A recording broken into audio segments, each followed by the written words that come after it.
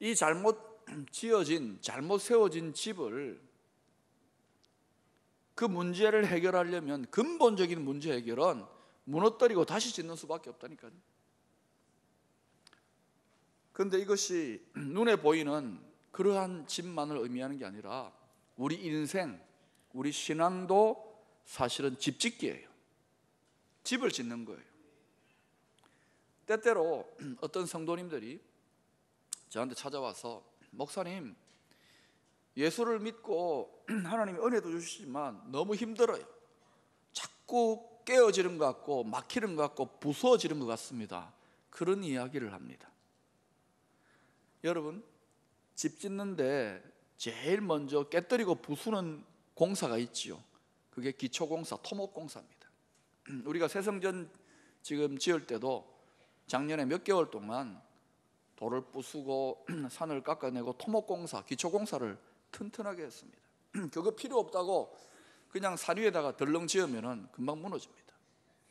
하나님은 우리 인생을, 우리 신앙의 집을 세우기를 원하시는데 근본적으로 회복하고 근본적으로 문제를 해결하기 원하세요. 그래서 이전에 예수 바깥에서, 하나님 바깥에서 세워진, 잘못 세워진 잘못된 생각, 잘못된 가치관, 죄악된 습관들을 어떻게 합니까? 내버려두고 그 위에 세우는 게 아닙니다. 다 깨뜨립니다. 다 부숩니다. 야곱도, 모세도, 바울도 다, 모든 하나님의 사람들, 모든 성도들은 신앙의 새로운 건축의 과정에, 집 짓는 과정에 깨뜨리고 부수어지는 과정이 있습니다. 여러분 중에도 분명히 어떤 인생의 사건이나 어려움 속에 깨어지고 부수어지는 과정을 통과하고 있는 분들이 있습니다. 자, 그 과정도 하나님이 역사하시고 새롭게 회복하기 위하여 집 짓고 있는 과정입니까? 아닙니까? 집 짓는 과정 중에 하나입니다. 일부입니다. 그렇기 때문에 하나님이 나를 버린 게 아닙니다. 하나님 내 기도 응답하는 게, 안 하는 게 아니고, 하나님이 지금 새롭게 근본적인 해결을 위하여 기초공사, 토목공사하고 있는 거예요. 그러니까 어떻게 기도하고 어떻게 마음을 가져야 될까요? 하나님 잘 깨뜨려 주세요. 토목공사 잘 해주세요. 기초공사 잘 해주세요. 하나님 믿습니다. 이렇게 반응해야 되는 거예요. 그런데 하나님이 깨뜨리시고 부수시고 토목공사 하는데도 하나님 막 나를 떠나고 이제는 더 이상 하나님 역사하는 것처럼 당황하고 불평할 필요가 없다는 것이지요. 오늘 말씀에도 집짓기가 나옵니다. 오늘 말씀은 마태복음 5장에서 7장까지 소위 산상수훈, 예수님이 시리즈로 계속 가르쳤던 중요한 가르침의 결론에 해당되는 말씀입니다. 결론에 해당되는 말씀이 집짓기 비유를 통해서 우리에게 어떤 메시지를 주고 있는데, 한마디로 말하면 뭐냐? 너희가 내 가르침을 잘 들었으니까 이제 그대로 실천해라, 그대로 행하라, 이 말이에요. 여러분, 아무리 좋은 가르침, 아무리 좋은 말씀 듣고 아멘 하고 마음으로 새겨 듣고 동의를 하더라도 그 말씀을 따라서 실천하고 한 말씀이라도 붙잡고 행동하지 않으면, 행하지 않으면 열매를 맺지 못합니다. 그 상태는 마치 무엇 같은가? 좋은 씨앗을 잔뜩 받아놓고 뿌리지 않는 거예요. 땅에다가 그냥 그릇에 담겨져 있으면 절대로 씨앗이 열매 맺지 못합니다. 이것을 일단은 땅에 뿌려야 한두 개라도 또는 많은 열매라도 맺는 거예요. 듣고 행하지 않는 진리들은 이와 같이 뿌려지지 않은 씨앗과 같이 열매 맺지 못한다는 것을 우리가 알아야 되는 거예요. 어느 산부인과 병원에서 실제로 있었던 일이라고 합니다. 우리 이정학 장로님이 잘 아실 거예요. 산부인과 의사시니까. 이제 자연분만이 힘드니까 제왕절개 수술을 해야 되는 환자였습니다. 이제 아기를 그렇게 낳아야 되는 거예요. 그 이제 처음 초산인데 제왕절개 한다니까 이 산모가 얼마나 긴장하겠습니까? 그래서 노련한 의사 선생님이 걱정하지 마시라, 긴장을 풀라고 이제 마취를 할 테니까 심호흡을 좀 크게 호흡을 좀 하시라, 심호흡 해보라고. 그랬더니 이 자매가 얼마나 두려웠던지 심호흡할 생각은 안 하고 말로써 심호흡, 심호흡, 심호흡. 여러분, 우리도 신앙생활 하면서 아멘 아멘 하는데, 아멘이 뭡니까? 내 전 존재, 전 인격으로, 내 삶으로 동의한다는 뜻인데, 입만, 마음만, 생각만 동의해서는 안 된다는 거예요. 그러면 심호흡 심호흡 심호흡 하고 있는 것처럼 우스꽝스럽다, 이것이지요. 오늘 말씀은 두 종류의 사람이 있다고 합니다. 한 종류는 지혜로운 사람, 다른 한 종류는 어리석은 사람. 어떤 사람이 지혜로우냐? 반석 위에, 단단한 안반 위에 그 안반을 파서 깎아가지고 그 위에 기둥을 세우고 집 지은 사람, 지혜로운 사람. 어리석은 사람은 모래 위에다가 집을 지은 사람. 자, 예수님이 왜 이런 비유를 하셨을까? 그것은 그 이스라엘의 기후나 지리적인 상황을 좀 이해하셔야 됩니다. 이스라엘 나라 그 가나안 땅은 굉장히 기후가 건조합니다. 그리고 비가 언제 오느냐면 우기가 여름이 아니고 겨울입니다. 우리하고는 좀 반대예요. 겨울에 비가 오는데 비가 많이 오지 않습니다. 그런데 한 번씩 비가 올 때 집중호우, 막 집중적으로 비가 쏟아지는 그런 일이 일어나는 거예요. 그런데 그 토양상 그렇게 비가 막 쏟아질 때, 모래가 많은 토양인데 그런 비가 쏟아질 때 갑자기 없던 강이 생겨버리는 거예요. 강이 막 생겨버려요. 이런 강을 와디라고 하는데, 이스라엘에 그런 와디들이 제법 있어요. 그러니까 단단한 안반 위에 세우지 아니하고 모래 위에다가 집을 세우는 것은 집중호우가 일어날 때 강바닥 위에다가 집을 세운 거하고 똑같은 거예요. 평상시에는 모르는데 비가 많이 와서 그게 강물이 덮쳐버리면은 집 그냥 다 날아가 버리는 거예요. 굉장히 위험한 일이죠. 굉장히 어리석은 일이죠. 모래 위에 집을 지으면. 그런데도 예수님이 이런 비유를 사용하시는 것은, 그렇게 집 짓는 사람이 당시에 있었을까요? 없었을까요? 있었으니까 이렇게 비유하시는 겁니다. 왜 그러면 이게 위험한 짓이요, 어리석은 짓인데도 그렇게 집을 짓는 사람들이 있었을까요? 그게 바위를 파내가지고 집 짓는 것보다 훨씬 더 수월하고 쉬운 일인 거예요. 모래 그냥 파내면 그 위에 기둥 세우면 쉽잖아요, 집 짓기가. 그러니까 우선 손쉬운 거예요. 우선 편안한 거예요. 그러니까 그렇게 집을 세우는 거예요. 자, 그렇게 집을 모래 위에 세웠거나 반석 위에 세웠거나 간에 공통점은 뭡니까? 집이 필요하다는 것은 다 공통적으로 느껴서 집을 세운 거 아닙니까? 이건 신앙적으로 어떤 의미가 있느냐? 집 짓는다, 신앙의 집에 비유해 보십시다.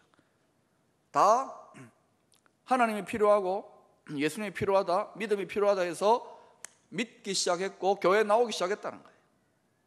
집이 다 필요했다는 거예요. 그리고 또 공통점이 뭡니까? 집을 다 세웠지요. 완성을 했습니다. 나름대로 한평생 교회 잘 다녔어요. 믿는다 하면서 왔다 갔다 한 거예요. 그런데 그런 공통점에도 불구하고 결정적인 차이가 나는 때가 있다는 거예요. 어리석음과 지혜로움의 차이가 나는 때가 있다는 거예요. 그게 27절에 나오는데 이렇게 말씀하고 있습니다. 비가 내리고 창수가 나고 홍수가 나고 바람이 불어 그 집에 부딪힘에 무너져 그 무너짐이 심하니라. 모래 위에 세운 집은 이렇게 무너져 버린다는 거예요. 어떤 때? 비바람이 불고 홍수가 들이닥칠 때. 이런 때는 어떤 때인가? 크게 두 가지로 이런 때를 생각할 수 있습니다. 첫 번째는 우리 인생의 결정적인 위기나 환난의 때, 비바람과 홍수와 풍파가 들이닥치는 환난과 시련과 고난의 때. 우리가 살다 보면 그런 때가 있잖아요. 그런 때를 겪지 말아야 되지만 그런 순간이 있는 거예요. 이럴 때 믿음의 뿌리가 얕아서 모래 위에 세운 것처럼 쉽게, 손쉽게, 적당하게 신앙생활하는 사람은 그 고난과 혼란의 풍파에 휩쓸려 내려간다는 거예요. 실제로 신앙생활하면서 많은 분들이 휩쓸려 내려갔습니다. 너무 가슴 아픈 일이지만 시험 들어버리는 거예요. 반석 위에 견고하게 깊이 파서 뿌리를 내리지 못한 거예요. 반석은 누굽니까? 영원한 반석, 흔들리지 않는 반석, 예수 그리스도입니다. 여러분이 신앙생활하면서 예수 그리스도 위에 터잡지 않은 모든 것은 다 위기와 환란 때 다 날아가 버립니다. 교회 지도자들이 스캔들이라도 일으킨다든지 그러면 이야 하나님 없다 그러고 다 날아가 버립니다. 여러분 인생에 어떤 환란이 생겨버리면은 그저 교회에 친구 따라갔던 사람 또는 교회에 뭐 밥 먹는 재미로 국수 먹는 재미로 오신 분들 다 날아갑니다. 우리 믿음의 기초 근거는 오직 예수 그리스도인 줄로 믿습니다. 그 예수님 살아계셔서 역사하신 예수님을 굳게 붙들어야 되는 거예요. 초신자 때 여러분 과거에 여러분이 아주 믿음이 어릴 때 교회 처음 나왔을 때 여러분 상태를 한번 보라고요. 지금처럼 여러분이 잘 믿은 게 아니잖아요. 그때는 영적인 어린아이, 애기였지 않습니까? 애기를 우리가 어떻게 다룹니까? 아까도 그 애기 기도할 때 아버님이 그 아빠가 애기 안고 오는 모습 봤잖아요. 완전히 뭐 이건 모시고 그렇게 24시간 잘 보호하고 지킵니다. 하나님이 우리가 초신자 때 영적인 어린아이 때 그렇게 우리를 도우시고 또 우리를 보호하십니다. 자, 여러분 저도 그렇고 여러분도 그렇고 아마 그런 여러분의 초신자 때를 추억해 보세요. 막 기도합니다. 아기가 빽빽 우는 것처럼 응애 막 기도하면 어때요? 바로 그냥 젖꼭지 물려주지 않습니까? 바로 그냥 젖 먹습니다. 바로 하나님이 응답해 주십니다. 그래서 초신자 때 기도 많이 하면요 응답 많아요. 저도 많이 응답 받습니다. 그리고 하나님이 특별히 보호하시죠. 그런데 이 어린 성도가 믿음이 이제 좀 자라나야 됩니다. 5년, 10년, 20년 신앙생활해서 이제 신앙이 자라나야 되는데 계속 어린 상태로 있으면 그런 상태에서 하나님 보고 아빠 하고 응애 울면 어때요? 젖 달라고 그러면은 하나님이요 젖 바로 안 물려줍니다. 밥 먹으라고 밥 먹을 때까지 기다립니다. 인내를 가르치는 거예요. 때로는 또 어떻게 해요? 슬쩍 인생의 비바람이나 환란 풍파를 슬쩍 이렇게 허락하십니다. 그러면 막 하나님 없다고 막 바들바들 떱니다. 그런 과정에서 믿음이 깊이 뿌리 내리는 거예요. 그런데 이런 과정에서 하나님 없다 그러고 막 심하게 흔들려가지고 신앙의 집이 부러져 버리면, 무너져 버리면 어때요? 그냥 또 내려가는 거예요.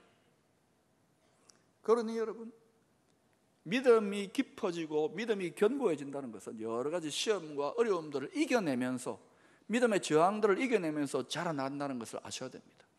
교회에 믿음 좋은 장로님들이나 권사님들, 선배님들을 만나보세요. 신앙의 산전, 수전, 공중전, 온갖 종류의 영적인 싸움을 씨름을 해가면서 여기까지 오신 거예요.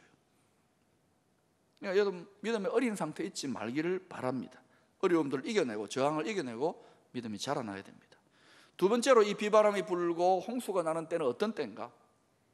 두 번째는요, 모든 사람에게 다가오는 죽음의 손간, 다시 말하면 종말적인 심판의 때를 말합니다. 우리들 가운데 죽지 않는 사람 아무도 없어요. 히브리서 9장 27절에 이런 말씀이 나오지요. 한 번 죽는 것은 사람에게 정해진 것이요, 그 후에는 무엇이 있다? 심판이 있다. 이 심판은 죽음 앞에 서는 사람은 누구도 예외 없이 어떤 지혜자나 종교 철학자들이나 그런 사람들이 뭐 그런 거 없다 그러더라도 진리의 말씀, 하나님의 말씀은 누구든지 예외 없이 그리스도의 심판대 앞에 설 수밖에 없다는 거예요. 그리고 그때에 영원한 생명이냐 영원한 벌이냐, 다시 말하면 천국이냐 지옥이냐 결정되어집니다. 우리가 이 땅에서 어떻게 살았냐에 따라서, 어떤 믿음을 가지고 살았냐에 따라서. 그러니까 이와 같이 개인적인 인생의 위기나 환란의 때, 또는 우리가 이 세상에 생명이 끊어지는 그 심판의 때에, 그때 우리가 어떤 믿음의 모습을 갖느냐에 따라서 모든 것이 달라지는 거예요. 그러면 우리가 말씀을 듣고 말씀대로 실천하면서 순종하는 신앙생활이 얼마나 중요하냐. 이 말씀대로 사는 삶을 통해서 생사, 화복이 결정되어져요. 죽고 사는 문제가 결정되어지고 축복과 저주가 결정되어진다니까요. 하나님은 사랑이신 하나님입니다. 우리 모든 하나님의 자녀들이, 사람들이 다 형통하고 축복받고 풍성한 삶을 누리기를 원하세요. 그런데 또한 하나님은 공의로우신 하나님이세요. 그렇기 때문에 하나님은 법을 어기실 수가 없어요. 항상 법대로, 말씀의 법대로, 진리의 법대로 축복하시고 진리의 법대로 구원하시는 거예요. 그래서 내 마음대로, 내 기분 내키는 대로가 아닙니다. 신앙생활 법대로, 하나님의 말씀의 진리의 법대로 할 때 생사화복에 있어서 생명과 축복을 허락하시는 것입니다. 그러니까 왜 우리의 신앙생활에서 문제가 생겨나고 말씀의 진리가 내 것이 못 되느냐? 법대로 신앙생활을 안 하는 거예요. 내 잔꾀대로, 내 마음대로, 내 기분 내키는 대로, 내 편한 대로. 아니에요. 법대로, 말씀대로 신앙생활을 해야 되는 거예요. 이것이 너무 중요하다는 거예요. 생사화복이 결정된다. 신명기 30장 19절 20절에 이 진리에 대해서 이렇게 말씀하고 계십니다. 우리 같이 한번 읽어볼까요? 시작. 내가 오늘 하늘과 땅을 불러 너희에게 증거를 삼노라. 내가 생명과 사망과 복과 저주를 네 앞에 두었은즉 너와 내 자손이 살기 위하여 생명을 택하고 내 하나님 여호와를 사랑하고 그의 말씀을 청종하며 또 그를 의지하라. 그는 내 생명이시요 내 장수이시니 여호와께서 내 조상 아브라함과 이삭과 야곱에게 주리라고 맹세하신 땅에 내가 거주하리라. 하나님이 우리 앞에 생명과 사망, 복과 저주의 길을 다 열어놓으신 거예요. 우리에게 무엇을 선택하라고? 하나님을 사랑하고 하나님의 말씀의 법대로 살아감으로 말미암아 생명을 선택하라, 축복을 선택하라는 거예요. 결국은 인생은 선택인데 믿음은 생명을 선택하는 것이고 믿음은 축복을 선택하는 거예요. 그러니 여러분, 믿음이 선택이다. 여러분, 어떤 선택을 하면서 살아오셨습니까? 21절에 아주 좀 무서운 말씀, 또 오해하기 쉬운 말씀이 나옵니다. 한번 읽어볼까요? 시작. 나더러 주여 주여 하는 자마다 다 천국에 들어갈 것이 아니요 다만 하늘에 계신 내 아버지의 뜻대로 행하는 자라야 들어가리라. 주여 주여, 우리가 어디서 합니까? 교회에서 하지 않습니까? 나더러 주여 주여 하는 자마다 다 천국에 들어갈 것이 아니요 다만 하늘에 계신 내 아버지의 뜻, 말씀대로 행하여야 들어가리라. 이것은 천국 믿음으로 간다는 말 아닙니다라는 뜻이 아니에요. 천국은 믿음으로 갑니다. 행함으로 가는 것이 아닙니다. 그런데 믿음으로 가는, 천국에 들어가는 살아있는 효율, 그러니까 능력이 있는 믿음은 어떤 믿음이냐면 반드시 행함이 따라오는 믿음이라는 거예요. 야고보 사도가 행함이 없는 믿음은 죽은 믿음이라고 그랬잖아요. 여러분, 죽은 사람은 사람 구실 못하잖아요. 죽은 믿음도 마찬가지인 거예요. 죽은 믿음으로는 그 믿음의 능력이 나타나지 않는 거예요.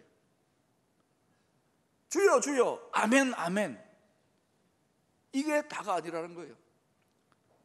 하나님의 말씀의 법대로, 하나님의 뜻대로 살아가는 사람, 이 사람이 하나님이 인정하는 진정한 믿음이라는 거예요.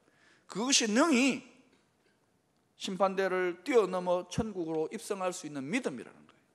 그래서 믿음으로 천국 간다는 말씀은 굉장히 넓게 열려 있지만은 또한 닫혀 있는 말씀이라는 거예요. 여러분, 이것이 그냥 하루아침에 한순간에 믿습니다 하고 순종해가 되는 문제가 아닙니다. 지혜라는 것은 미리 대비하는 거예요. 심판의 때가 있다, 위기의 때가 있다, 미리 대비하는 거예요. 지혜로운 학생은 미리미리 공부합니다. 지혜로운 사업가는 미리미리 준비합니다. 미리 대비하는 능력이 지혜예요. 1966년에 닐 비드만이라고 하는 에베레스트 산을 정복했던 9명 중에 한 사람, 닐 비드만이라는 사람이 있습니다. 당시까지 9명이 에베레스트를 정복했는데 8명이 다 죽고 이 사람만 살아남았어요. 이 사람이 나중에 이런 말을 합니다. 비극과 재난은 단 한 번의 결정이나 한 번의 실수 또는 한순간의 사건으로 결정지어지는 것이 아니다. 오히려 그것은 인생의 모든 기나긴 과정을 통과한 결정체로 생겨나는 것이다. 신앙생활도 마찬가지인 거예요. 한순간에 쾅 하고 무너지는 사람 없습니다. 한순간 한순간, 오늘도 평범하게 우리 또 예배 드리고 있지 않습니까? 호흡하고 있지 않습니까? 이런 하루하루, 한날 한날, 한 번 한 번의 예배, 그리고 내가 말씀대로 살아가는 한순간 한순간이 다 인생 전체를 통하여 모아져 가지고 이 모아진 것을 하나님 앞에 내 믿음의 고백으로 드리는 날이 올 거라는 거예요. 그때 이게 무너지면 큰일 나지 않습니까? 결국 다 그냥 교회 왔다 갔다 하고 한평생 신앙생활 한다고 착각했는데 나중에 하나님 앞에서 이게 아니다 엉터리 내리면 큰일 날 거 아닙니까? 이게 구원의 확신을 흔든다는 게 아니에요. 제대로 말씀대로 순종하고 살아가면 성령께서 구원의 확신, 하나님 자녀의 확신을 주세요. 그러나 믿노라 아멘 아멘 하면서도 삶이 엉터리고 내 마음에도 성령의 감동과 확정하심이 없는 가운데 살아간다. 얼마나 위험합니까?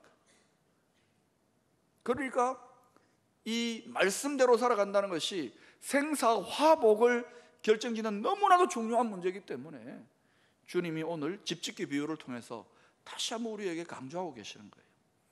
아마도 여러분 1995년 6월 30일 날 어떤 큰 사건이 일어났어요. 놀라게 했던 삼풍백화점 붕괴 사건입니다. 서울 서초동 가장 번화한 시내 한복판에. 저는 저 사건 때 더 마음 졸였던 이유는 저희 그 둘째 여동생의 남편이 매제가 저 삼풍백화점 지하식품부에 직원으로 일하고 있었어요. 그 무너진 소식 듣고 너무 놀래가지고 전화하고 전화도 안 되는 거예요. 야, 큰일 났다고. 지하에서 일을 하고 있으니까 큰일 났다고 막 발을 동동 구르는데 나중에 확인해 보니까 이 친구가 30명을 사람들을 건져내고 탈진해서 병원 응급실에 있더라고. 만나가지고 막 제가 때렸어. 진작 전화 좀 하지, 연락 좀 하지. 살아있어 너무 고맙다. 그때 경험으로 하나님의 음성을 듣고 지금 목사가 됐어요. 그래서 지금 시카고에 있습니다. 그런데 그 사건으로 몇 명이 죽었느냐? 500명 이상이 죽었어요. 그리고 1000명 이상의 부상자가 났고요.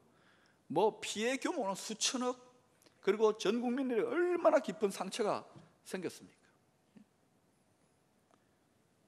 누구 하나 그 화려하고 북적북적대던 하루 매출만 5억입니다. 5억.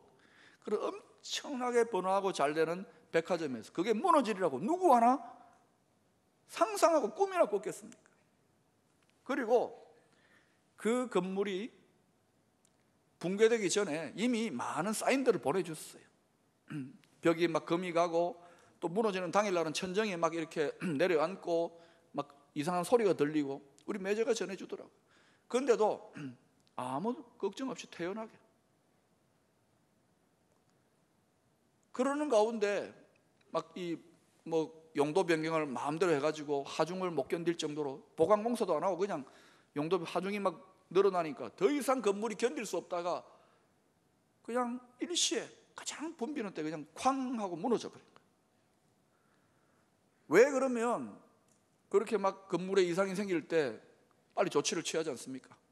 예? 우선은 하루 5억의 매출이 아까우니까 문 닫기 싫으니까 그 다음 또 어떤 거예요? 설마 괜찮겠지. 설마가 뭐 합니까? 사람 잡아요. 우리는 저런 재난의 사건을 보면서 내 인생에는 그런 게 없겠지, 나는 괜찮겠지, 설마. 여러분, 오늘 우리 인생에 위기가 올 때에 또 주님 앞에 우리 인생 전체를 결산하며 심판받을 때에 우리가 그 심판을 능히 이길 만한 살아있는 믿음으로 매 순간 법대로 살아가고 있는가? 물론 대부분의 경우에 우리 인생에서는 저렇게 큰 재앙이나 재난은 일어나지 않습니다. 그러니까 어때요? 괜찮겠지, 설마. 그러나 이 땅에서는 다 피해가지만은도 마지막 죽음 앞에 설 때는 피해갈 수 없어. 모든 사람이 다 그리스도의 심판대 앞에, 영생과 영벌의 생사화복의 심판대 앞에 딱 서게 돼요. 그것은 피할 수 없는 거예요. 그때 하나님의 법, 진리의 법대로 살지 않은 사람은 진리가 보복합니다. 너 진리대로 살지 않았잖아. 그러니까 매 순간 깨어서 완벽하게 신앙생활하는 말은 아니에요. 매 순간 깨어서 하나님 말씀대로 순종하며 살아가는 사람, 그렇게 반석 위에 집을 짓고 인생의 집, 신앙의 집을 세워가는 사람이 어리석어 보이고 미련해 보이지만은, 힘들어 보이지만은 그게 지혜로운 길인 거예요. 그래서 여러분 다 넓은 길, 쉬운 길, 편안한 길로 걸어가기를 원하지만 신앙은 그래서 십자가를 지고 가는 길이요, 좁은 길이요, 눈물을 흘리며 씨를 뿌리는 길인 거예요. 그런데 이것이 살 길이고, 이것이 어떤 인생의 환난이나 또는 심판 앞에서도 우리를 견고하게 붙들어주는 축복의 길이라는 것을 확신할 수 있기를 축원합니다. 이게 우리의 가치관이 되어야 되는 거예요. 우리가 이렇게 살아가면 하나님은 영원한 생명도 주시지만 동시에 이 땅에서도 화가 아니라 복으로 채워주시는 줄로 믿습니다. 여호수아서 1장 8절 말씀 우리 같이 한번 읽어보실까요? 시작. 이 율법책을 내 입에서 떠나지 말게 하며 주야로 그것을 묵상하여 그 안에 기록된 대로 다 지켜 행하라. 그리하면 내 길이 평탄하게 될 것이며 내가 형통하리라. 다 지켜 행하라. 다 지켜 행하라. 그리하면 내 길이 평탄하게 될 것이고 내가 형통하리라. 누구의 말씀입니까? 이 방식이 좀 힘들고 어려워 보여도 반석 위에다가 집을 짓는 지혜로운 삶의 방식이라는 거예요. 이렇게 매 순간 매 순간 말씀대로 법대로 살아가는 지혜로운 성도, 복된 성도들 다 될 수 있기를 축원합니다.